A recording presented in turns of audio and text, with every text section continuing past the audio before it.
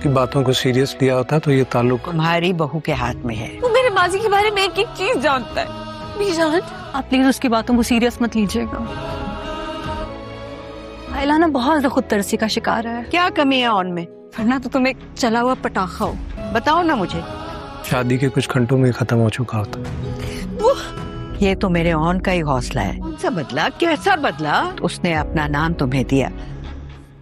कभी कोई धमाका नहीं कर सकता। ये दुनिया उंगलियां उठा रही थी। सिर्फ बदला लेने के लिए शादी की है। पता नहीं आयला के सामने तुम्हारी कैसे चल जाती है।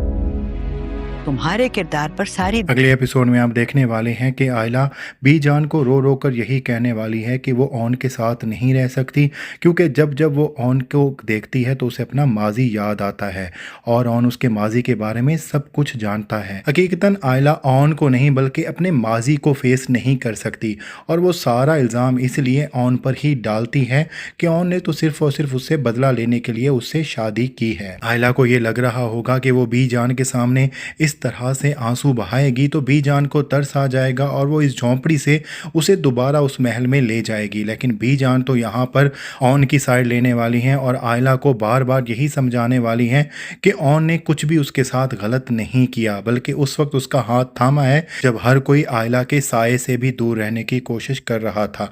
बीजान बहुत ज़्यादा समझाएंगी लेकिन आयला पे कुछ भी असर नहीं होने वाला और आयला बीजान के रिस्पॉन्स से काफ़ी हद तक मायूस भी हो जाएगी और जोया जाते जाते एक मर्तबा फिर से ऑन को समझाएगी कि वो अपने गुस्से पर काबू रखें और उसकी बहन को बर्दाश्त करने की पूरी कोशिश करें।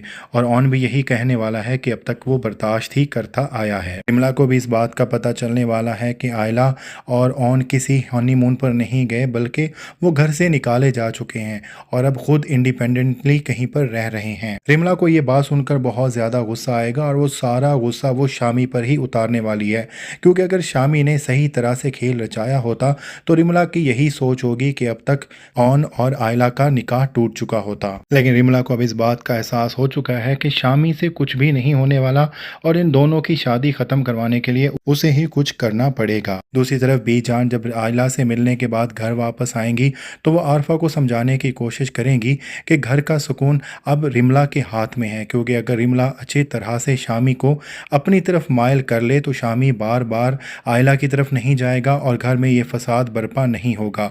लेकिन बीजान को क्या इल्म कि रिमला तो आरफा के हाथ में भी नहीं है।